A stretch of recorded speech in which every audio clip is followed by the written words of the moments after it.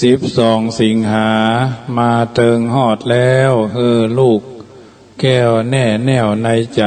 คนที่ฮักแต่บ่แปรเปลี่ยนไขตอนแรกจะใดตอนปลายจะอันความฮักบ่าวสาวที่ว่าแม่นมันยังมีวันอย่าร้างฮักแม่จากใจเกินหาได้มั่งแม่เป็นผู้สร้างเฮามาเฮาหมดแล้วแม่แก้วแก่นตาหาสั่งใดจามาเปรียบเทียมได้หากไผยังมีแม่อยู่ชิดใกล้หามาลัยมะลิมากราบพลตีนยินดีจ่าจิขอโทษท่านด้วยใจงามบอกฮักแม่ไว้ได้ไต่ถามทุกกู้โมงยามนำปลาพอเฝ้านำแม่ของตัวจัดครัวแต่งเข้าว่าแม่จักเอาอย่างมักไปร้านอาหารมีที่มันคึกคัก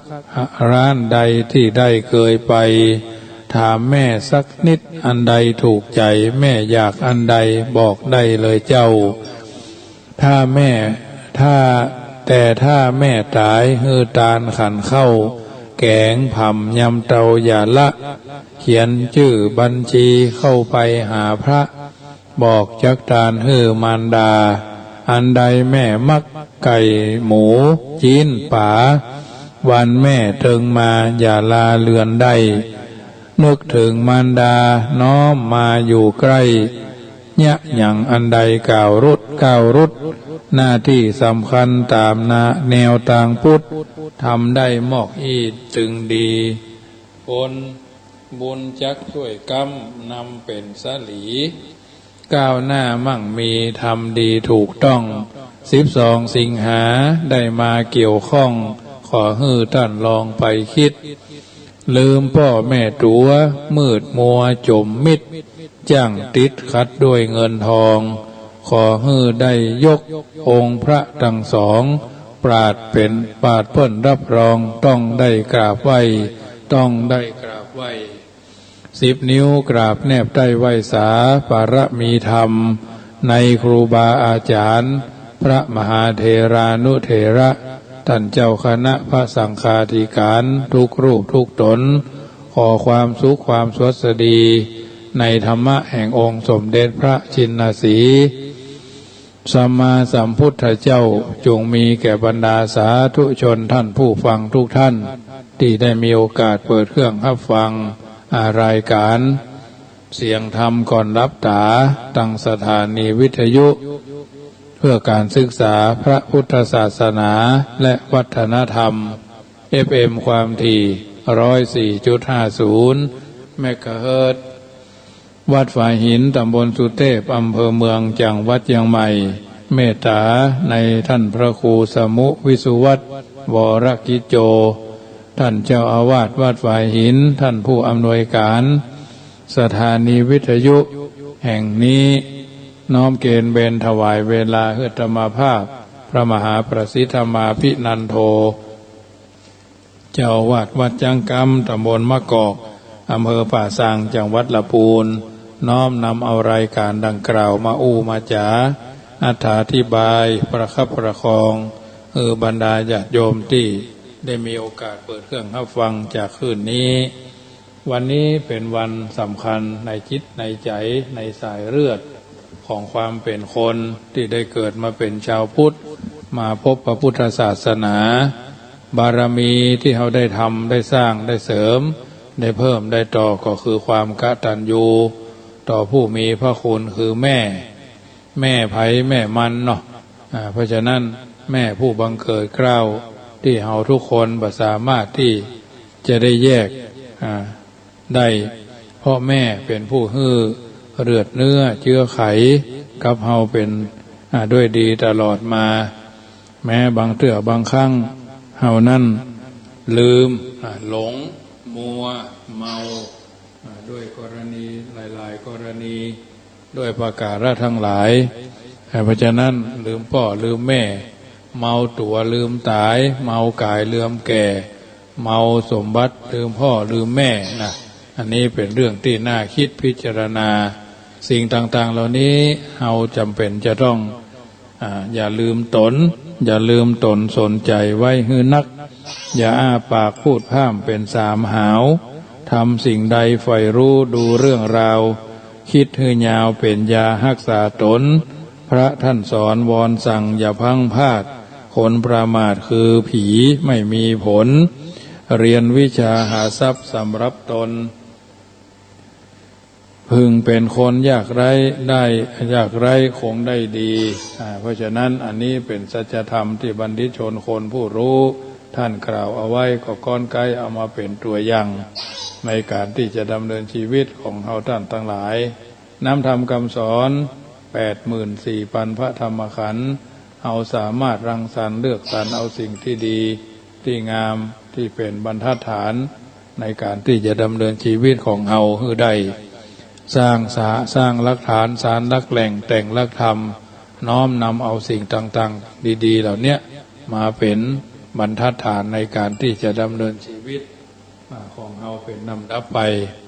น้ำธรรมคำสอนนั้นเป็นสัจธรรมที่ทุกคนจำเป็นจะต้องสร้างจะต้องเสริมจะต้องเพิ่มจะต้องเติมเพื่อมันเกิดขึ้นในตัวในตนเราเป็นอันดับแรกพ่อแม่เท่านั้นเป็นผู้ที่มิตรที่แท้เป็นมิตรในเรือนเป็นเพื่อนในบ้าน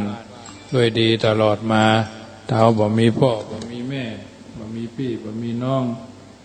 ช่วยค้ำจุนเฮาเนี้ยก็เฮาก็บ่มีวันนี้ได้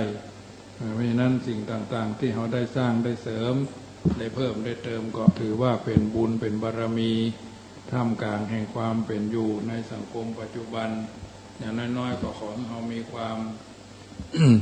เป็นตัวของตัวเองนะสร้างสิ่งที่ดีสร้างสิ่งที่เหมาะสร้างที่เกิดประโยชน์กับตัวกับตนบ่เท่าแต่นั้นอย่าไปเป็นคนอกตัญญูต่อสิ่งต่างๆโดยเฉพาะความกตัญญูต่อผู้มีพระคุณแม้อยู่วัดแม้อยู่โรงเรียนแม้อยู่ครอบครัวที่ไหนก็แล้วแต่เราต้องมีความกตัญญูโดยเฉพาะพระเจ้า5 พระองค์ทุกคนจำเป็นจะต้องให้ความสำคัญอย่างมากถ้าเราบ่มีคนจะขึ้นสูงได้จะมีวันนี้ได้ก็ต้องย่อมจะต้องมีวันที่มีความกตัญญูมีความกตัญญูเป็นพื้นฐานนิมิตังสาธุรูปันนังกตัญญูกตเวทิตานะโดยผลที่เรากตัญญูบางทีก็อาจจะฮื้อผลจ้าความดีนะมันถึงฮื้อผลจ้าแต่เราจำเป็น จำเป็นจะต้องสร้างให้มันมีนะเกิดขึ้นในตัวในตนค่ำคืนวันนี้จะเอาเรื่องของเทวธรรมเทวธรรมชาดกเทวธรรมสำคัญชนี้นะในเทวธรรมชาดกอยู่ในคุตตกนิกายชาดกเอกนิบาตปัณณกวรรคถูกอ้างขึ้นแสดงไว้ในธรรมบทภาคที่5ทันตวรรคเรื่องพหุพันดลิกวัตถุว่าโดยพระพุทธเจ้าทรงปรารภภิกษุผู้มีบริขารมากรูปหนึ่งจึงตรัสชาดกเรื่องนี้ว่าในเมืองกุดุมพีชาวเมืองสาวัตถีคนหนึ่งเมื่อภรรยาตายแล้วประสงค์จะบวชจึงได้ไปทำการจึงฮื้อคนทำบริเวณโฮงไฟห้องเก็บของเฉพาะตัวแล้วจัดหาสิ่งของที่จำเป็นตลอดถึงเนยใสและข้าวสารเก็บตุนไว้จนเต็มห้องแล้วจึงบวชเมื่อบวชแล้วจึงได้สั่งหมู่คนใช้ในบ้าน ทำอาหารตามที่ตนชอบเพื่อฉันเธออยู่หิมวัดนะมีบริขารนักมีผ้านุ่งผ้าห่มสำหรับกลางวันกลางคืนบัดซ้ำกันเลยวันหนึ่งเธอขนผ้าจีวรและอาสนะออกมาตากแดดทูตเจ้าจากชนบทหลายรูปมาหันเข้าจึงเข้าไปถามเธอว่าผ้าเรานี้เป็นของไผเธอก็ตอบไปตามตรงว่าเป็นของตนเองนั่นแหละภิกษุเหล่านั้นจึงพูดกับเธอว่าพระผู้มีพระภาคเจ้าทรงอนุญาตผ้าไว้3 ผืนนั่นบ่ใช่กาท่านบวชในศาสนาของพระพุทธเจ้า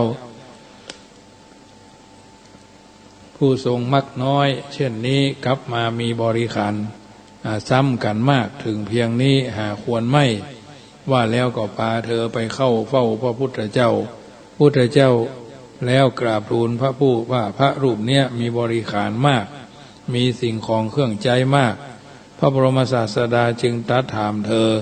อก็ทูลตามความเป็นจริงว่าตนมีบริขารและสิ่งของเครื่องใจมากจริงจึงตรัสว่าตถาคตสรรเสริญคุณของความมักน้อยสันโดษความสงบและการปรารภความเพียรบ่ใจเธอได้ยินดังนั้นก็โกรธพระบรมศาสดาพร้อมทูลว่าข้าพระองค์จะเที่ยวไปด้วยอาการอย่างนี้ไผจะทำไมทูลแล้วก็เปลื้องผ้าห่มออกเหลือเพียงผ้านุ่งผืนเดียวยืนอยู่ท่ามกลางผู้คนพระบรมศาสดาเมื่อจะทรงพยุงเธอไว้จึงตรัสว่าในคราวที่เธอเกิดเป็นรากสดผีเสื้อน้ำเธอแสวงหาอิริโอตตัปปะอยู่ถึง12 ปีบัดนี้เธอได้มาบวชในศาสนาอันเป็นที่เคารพถึงเพียงนี้แล้วฉะไหนจึงทิ้งหิริโอตตัปปะถึงกับยืนท่ามกลางบริษัท4ได้เช่นนี้เล่าเธอได้ฟัง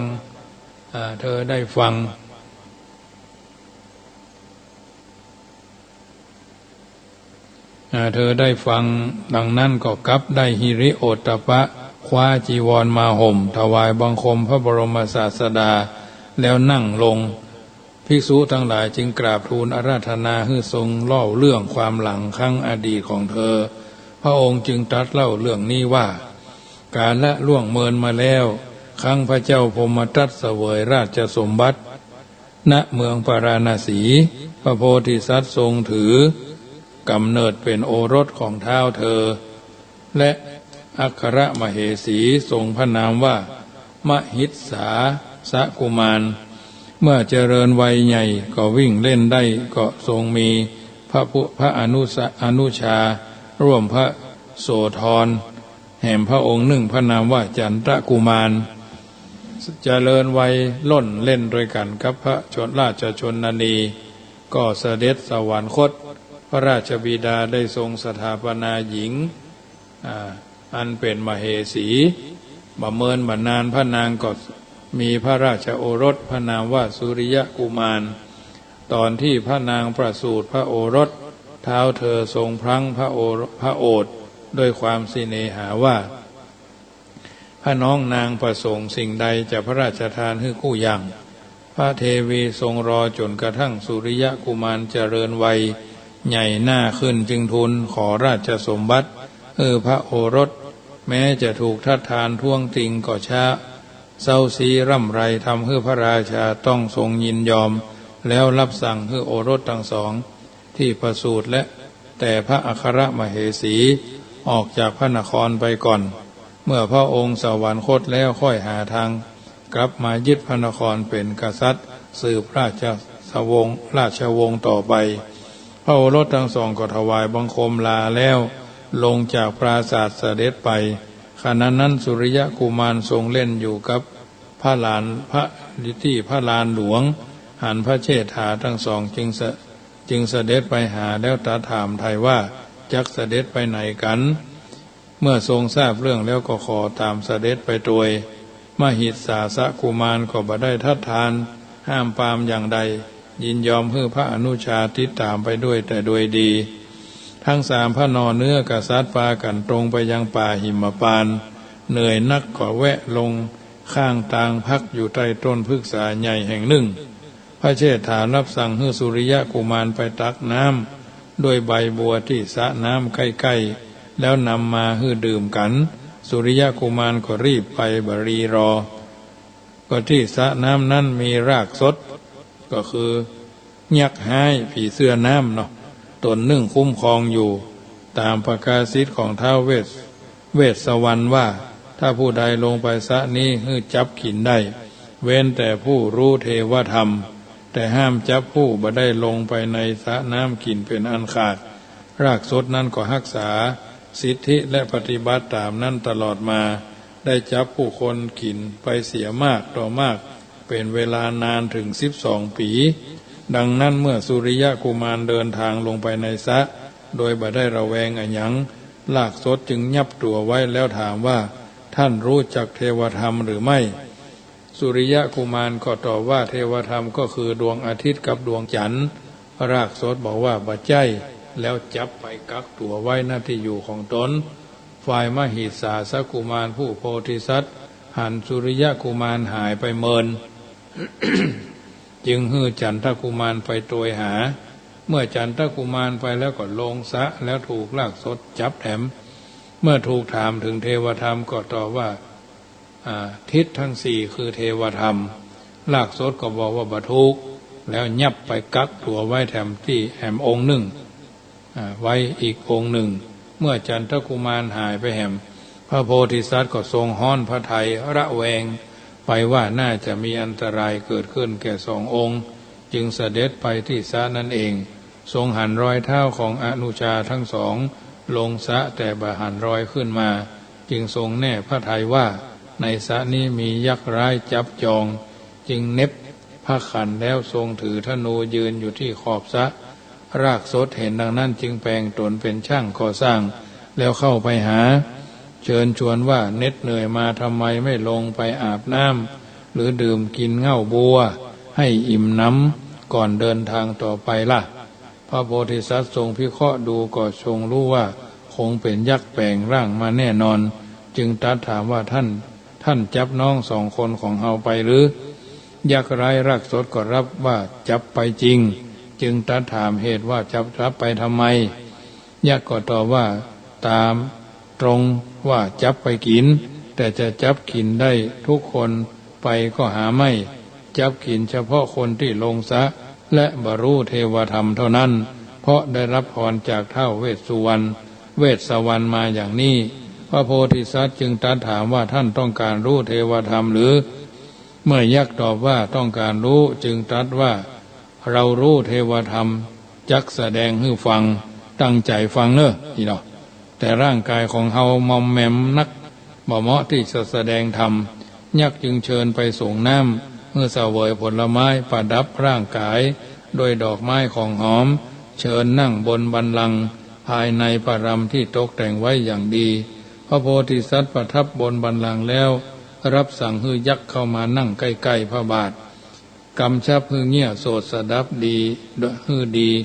โดยเคารพแล้วตรัสว่าฮิริโอตปาสัมปันนาสุขะธรรมาสมาหิตาสันโธสัพพุริสาโลเกเตวะธรรมาติพุจจะเรนะแปลว่าผู้ประกอบด้วยหิริคือความละอายนะโอตปะคือความเกรงกลัวตั้งมั่นอยู่ในธรรมอันขาวท่านเรียกว่าเป็นผู้สงบผู้เป็นสัตบุรุษผู้มีเทวธรรมในโลกมีอธิบายว่าหิริคือเจตนาที่ละอายต่อทุจริตสามประการทุจริตทางกายทางวาจาและทางใจโอตตัปปะคือเจตนาที่หวาดกลัวต่อทุจริตเท่านั้นแล้วบักกล้าทำคุณธรรมสองประการนี้เป็นธรรมอันขาวเพราะเป็นกุศลธรรมที่บริสุทธิ์เป็นเทวธรรมเพราะเป็นเหตุให้บุคคลเข้าถึงความเป็นเทพได้คือทำให้เข้าถึงความเป็นสมมุติเทพคือพระเจ้าแผ่นดินเป็นต้นก็ได้ให้เข้าถึงความเป็นอุปาติเทพคือเทวดาในเทวโลกก็ได้ให้เข้าถึงความเป็นวิสุทธิเทพคือเป็นพระอรหันต์ผู้หมดจดจากกิเลสก็ได้ผู้ที่ประกอบด้วยหิริโอตตัปปะนี้จัดว่าเป็นผู้สงบเพราะมีกายวาจาใจสงบเรียบร้อยด้วยไม่ทำบาปกรรมอันยังเพราะอายชั่วกลัวบาปกลัวผลของทุจริตจัดว่าเป็นสัตบุรุษเพราะเป็นคนดีมีความกตัญญู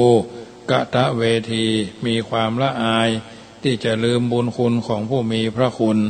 และเกรงกลัวต่อผลหากเป็นคนขาดกตัญญูกตเวทีเป็นคนอกตัญญูต่อผู้มีพระคุณและจัดว่าเป็นผู้มีเทวธรรมเพราะเป็นผู้มีความละอายต่อบาปทุจริตมีความเกรงกลัวต่อผลของบาปทุจริตนั้นๆยักษ์ได้ฟังเทศนานี้แล้วเกิดความเลื่อมใสกล่าวแก่พระโพธิสัตว์ว่าขอคืนน้อง คนหนึ่งเพื่อปูจาธรรมเทศนานี้จะเลือกน้องคนไหนโพธิสัตว์จึงตรัสว่าขอน้องคนเล็กที่ถูกจับไว้คนแรกยักษ์จึงต่อว่าท่านเป็นบัณฑิตที่รู้แต่เทวธรรมแต่มิประพฤติเทวธรรมด้วยตนเลยเพราะเว้นน้องคนโตเสียแสดงว่าบ่เคารพอ่อนน้อมต่อผู้ใหญ่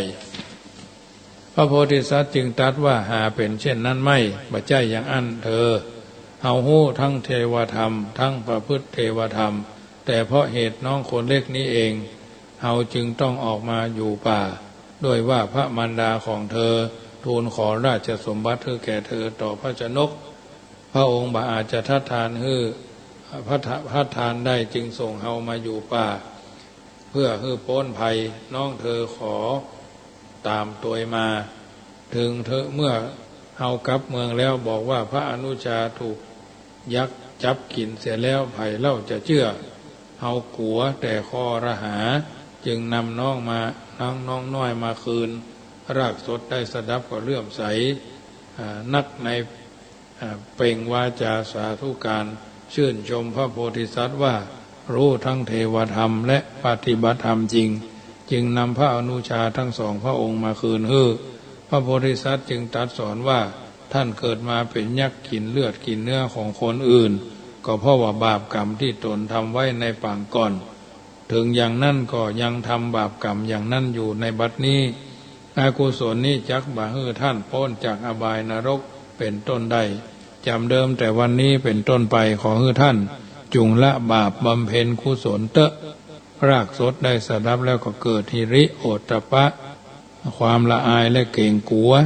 ตั้งใจจะละบาปที่เคยทำละบาปที่เคยทำมาตั้งแต่บัดนั้นพระโพธิสัตว์ฝึกอบรมยักษ์เสร็จแล้วก็พำนักอยู่ณ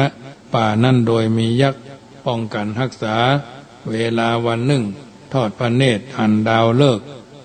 ดาวนักขัตฤกษ์ดวงหนึ่งก็ทรงทราบว่าพระราชบิดาเสด็จสวรรคตแล้วจึงพาพระอนุชาและยักษ์เสด็จกลับพระนครทรงรับราชสมบัติแล้วพระราชทานตำแหน่งอุปราชแก่จันทกุมารทรงตั้งสุริยกุมารเป็นเสนาบดีโปรดให้สร้างที่พักแก่ยักษ์คือเป็นรมณียสถานทำนุบำรุงให้ได้ราชพีสักการะทรงครอบครองราชสมบัติจนถึงการอวสานแห่งพระชนพระบรมศาสดาตรัสเล่าเรื่องนี้จบแล้วทรงสรุปว่ารากสดยักษ์ร้ายผู้รักษาสระน้ำในครั้งกะนั้นได้มาเป็นภิกษุผู้มีของใจมากสุริยกุมารได้มาเป็นพระอานนท์จันทกุมารได้เป็นพระสารีบุตรส่วนมหิทสาสกุมารผู้เป็นปี้ก็คือพระองค์นั่นเองดังนี้สาระจากธรรมชาดกสาระจากชาดกเรื่องนี้กล่าวว่าชี้คือหันว่าสัจจะคือความจริงจริงใจจริงจังจริงแท้แม้เราเคยสัจจะสัญญาว่าเราจะเป็นพี่กันน้องกันเราจะเป็นพี่อ้ายซึ่งกันและกันเราจะเป็นพี่สาวซึ่งกันและกันเราจะเป็นแม่บุญธรรมเราจะเป็นพ่อบุญธรรมเราจะเป็นมิตรแก้วสหายคำต่อกันแม้วันใดใครผู้หนึ่งล้มหายตายจากก็ขอให้เพลพัดปัดกวาดสรีระล่างรับตาเผาสรีระล่างของกันและกันภัยตายก่อนก็ช่วยกันเพลพัดปัดกวาดซึ่งสีทรงโสโครกปฏิคูลทั้งหลายให้ได้ให้กันดีๆตานกันเข้าทำบุญหากันตัวยภัยตายก่อนก็คนที่อยู่ทรงสการอ้ายตายก่อนก็น้องทรงสการอ้ายน้องตายก่อนก็อ้ายทรงสการด้วยความจริงด้วยความจริงใจจริงจังแล้วก็จริงแท้ซื่อสัตยะความซื่อสัตยะเนี่ยความมีสติระลึกถึงคำอู้ที่ขอต่อกันที่ตกลงกันไว้แม้อินพรหมยมยักษ์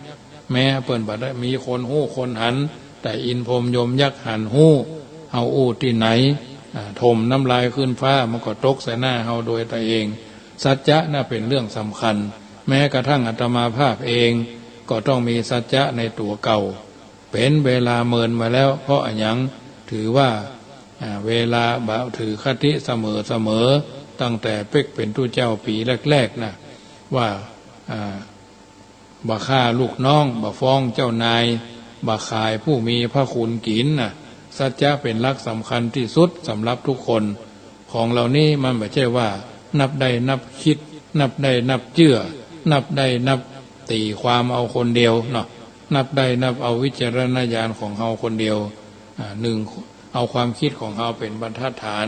เราจะไปลืมความถูกต้องเอาความถูกใจมาได้ต้องเอาความถูกต้องจึงพ้นจึงบอกเป็นพ่อที่แท้เป็นแม่ที่ถูกเป็นลูกที่กตัญญูเป็นครูที่มีคุณธรรมครูคือเป็นผู้หนักอย่างน้อยๆก็หนักแน่นมั่นคงนะสัจจะเป็นหลักสำคัญเราเคยทำบุญที่ไหนเราเคยสร้างบารมีที่ไหนร้อยวัดพันวัดถ้าเราบ่ได้ทำที่ใจบ่ได้สร้างจากใจบ่ได้พัฒนาจากใจออกไปทางนอกยากมีผลประโยชน์เวลาเราโกรธคนนั้นจังคนนี้บ่ชอบคนนั้นบ่ชอบคนนี้แวดแวดแววแววขึ้นมาทันทีมันหมดศักดิ์ศรีหมดสัจจะหมดความดีเลยมีควันเนี่ยซะอย่างเพิ่นฮ้องว่าโดนรวบหมดนะสัจจะมันก็พังเหมือนเฮาฉาบบ้านปูนมันบักเกาะกันก็ร่าเละเลาะเละลงนะเพราะฉะนั้นมันบ่มีตัวยึดนะมันบ่มีตัวยึดสัจจะก็เช่นเดียวกันหมู่โจรก็ยังมีสัจจะนะสัจจะย่อมมีในหมู่โจรเหมือนกันนะเพราะฉะนั้นอยู่ร่วมกันทำให้อยู่กันอย่างสงบใจต่อกันและกันโดยเฉพาะสัจจะสัญญาคือข้อตกลงที่อู้กันแม้คนอื่นบ่ฮู้เฮาก็อยู่ที่ฮู้เพิ่นเฮาว่าคนที่โกหกคนอื่นคนอื่นเขาไม่รู้นะแต่โกหกตัวเองนะไม่ใช่นะเด็กตัวเล็กโกหกนั้นน่ารักนะผู้ใหญ่โกหกตัวเองนั้นหน้าด้านนะเพราะฉะนั้นจะทำให้อยู่กันอย่างสงบไว้วางใจกันได้ถ้ามีสัจจะต่อหน้าก็สัจจะรับหลังก็สัจจะนะโดยเฉพาะสัจจะสัญญาข้อตกลงที่อู้ที่ทำกันไว้ถ้าเป็นตัวหนังสือดินบ่ได้แต่ถ้าเป็นคำอู้นี่ลิ้นมันบ่มีกระดูกเนาะเมื่อทำให้สัจจะสัญญากันก็รักษาไว้อย่างมั่นคงบ่เลวไหลบ่เลวแหลกบ่แหลกสลายบ่ทำลายบ่เขียนด้วยมือแล้วก็ลบด้วยเท้านะบ่เลวไหลหลีกเลี่ยงบิดพริ้วบ่ทำหั่นทำนี่ถ้าเอามีสัจจะต่อกันแม้คนนั้นมาส่อคนนี้มานินทาคนนี้เอาข่าวเหนือมาว่าคือฟังคนนี้ข่าวใต้มาว่าคือฟังบ่เวไปตามนั้นน่ะเป็นไม้ลักปักดินให้มันแน่นทึกแน่นทึงนะบ่ใช่เป็นไม้ลักปักเลนบ่ใช่เป็นหลิวลู่ลมนะใช้ไม่ได้นะเป็นหลิวลู่ลมใช้บ่ได้เหมือนต้นโกศลเหมือนต้นสนนะหลิวลู่ลมไปตามนั้นนะผู้บ่รักษาสัจจะเป็นคนบ่น่าคบหาไว้ใจบ่ได้เป็นผู้บ่ควรมอบงานใหญ่คือหากเป็นผู้ใหญ่บ่รักษาสัจจะแล้วย่อมบ่ควรแก่การเคารพนับถือผู้ใหญ่บ่น้อยผู้ใหญ่ไม่น้อยที่เสียคนไม่มีคนเคารพนับถือหรือบ่ยอมรับเพราะเป็นผู้บ่รักษาสัจจะบ่กรรมไหนบ่เป็นคำนั่นเพิ่นถึงบอกว่ากษัตริย์ตัดไม่คืนคำมีลูกเล่นพลิกแพงแก่ตัวไปเรื่อยๆนะคนที่รักษาสัจจะไว้ได้บ่โลภเลี่ยงบ่หลีกเลี่ยงบ่เกียงบ่งอนบ่ทิ้งสัจจะแม้จะบ่มีคนหันก็ยึดสัจจะอยู่ในใจมาย่อมมีเกียรติยศเกียรติทรัพย์เกียรติศักดิ์มีสิทธิตามสัจจะมีภัยตำหนิได้ย่อมรักษาสิทธิรักษาตนได้รับมาไว้ได้ตลอดไปคุณธรรมที่จะทำคือคนเฮารักษาสัจจะได้ตลอดไปโดยบ่บิดผิวต่อหน้าและรับหลังนั่นก็คือความละอายแก่ใจและความเกรงกลัวต่อผลกรรมอันกระทำซึ่งเป็นเทวธรรมนั่นเองเทวธรรมพรหมวิหารธรรมคุณธรรมต่างๆเหล่านี้มอบเป็นปฏิพรกับบรรดาญาติโยมสาธุชนท่านผู้ฟังทุกท่านวันนี้เป็นวันแม่แห่งชาติจะได้น้อมนำเอาฉันทลักษณะซึ่งเป็นคำเรียบเรียงของครูบาอาจารย์ชั้นครูท่านกล่าวเอาไว้มาเอิ้นเจริญพรให้ญาติโยมฟังเอาไว้เป็นตัวอย่างในการดำเนินชีวิตอย่างน่าคิดว่า สิริกิติราชมาตาพิทุติปสิทธิวรฐานคาถาพุทธังวรคะวะปะวะรังสารนังคะโตโยธัมมังวรคะปะวะรังสารนังคะโตโยสังฆังวรคะปะวะรังสารนังคะโตโสปุคะโรปิอธิคัจฉติโยคะเมขังยาปุญญาปารมิวราสิริกิตติเทวีสาจักกิวังสะวะมิสระอัคคชายาสัมมาภิวาปรมชิทินาถจาฐาเนสัมปันนะสัพพะอิริยาปทะทัศนียาศีลาธรรมทิธรรมปวะราสยาสยกายจิตติยาสัมพุทธศาสนูปถัมภิกติพุติภะสัทธาสาราชกิจจะปสุตะภิรักกเมวะลัทธาภิปาระปัสสาสนุปายะทักขาเมตตายะเตจกรุณายะติสยามาวาสีเมตตายะทุกขิตะชะเนสุขิเตกโรติระโยโหตวายุวันนะสุขิติภละพิทุนทาวิทุธาติอันนี้เป็นภาษาบาลีต่อไปก็เป็นภาษาไทยเนอะว่าบุคคลพูดถึงพระพุทธเจ้าพระธรรมพระสงฆ์อันประเสริฐว่าเป็นสรณะอันล้ำเลิศย่อมบรรลุถึงความเกษมแห่งโยคะสมเด็จพระนางเจ้าสิริกิติ์บรมราชินีนาถพระบรมราชชนนีพันปีหลวงพระองค์ผู้ทรงพระคุณอันประเสริฐด้วยพระบุญญาธิการทรงเป็นพระอัครมเหสีในพระบาทสมเด็จพระบรมชนาธิเบศรพระบรมชนกาธิเบศรมหาภูมิพลอดุลยเดชมหาราชบรมนาถบพิตรพระมหากษัตริย์พระองค์ที่9แห่งราชวงศ์จักรีทรงได้รับสถาปนาไว้ในพระบรมราชอิสริยยศแห่งพระบรมราชินีนาถทรงมีพระอิริยาบถสมบูรณ์น่าเลื่อมใสแก่ผู้เข้าเฝ้าทรงมีพระราชหฤทัยพระวรกายตั้งมั่นในธรรมอันประเสริฐมีทานเป็นต้น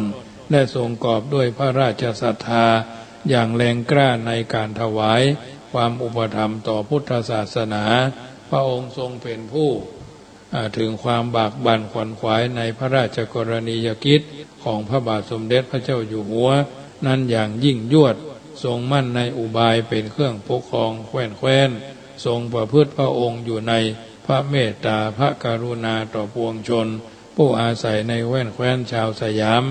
ได้ทรงบำบัดทุกข์บำรุงสุขแก่ปวงประชาชนเป็นลำดับมาในพระราชวโรกาสเฉลิมพระชนมพรรษา12 สิงหาคม 2564ของสมเด็จพระนางเจ้าสิริกิติ์บรมราชินีนาถพระบรมราชชนนีพันปีหลวงพระองค์นั้นอาตมาภาพในนามของพระเจ้าพระสงฆ์จัดรายการน้อมนำเอาคำสอนวจนะประพันธ์ของครูบาอาจารย์เปิ่นประพันธ์เอาไว้มาถวายเป็นพระราชกุศลแด่พระองค์ท่านขอถวายพระคาถาพระพรชัยมงคลแด่สมเด็จพระนางเจ้าสิริกิติ์พระบรมราชินีนาถพระบรมราชชนนีพันปีหลวงขอถวายพระพรท้ายที่สุดนี้รายการเสียงธรรมก่อนรับตาขอนำรายการจากท่านไปก่อนใดๆในโลกล้วนสวดสดีสิ่งนั้นพึงมีแก่ท่านสาธุชนทุกคนทุกท่านอาตมาภาพพระมหาประสิทธิ์ธรรมาภินันโทขอนำรายการจากท่านไปก่อนอายุวันโนสุขังพลังขอเจริญพร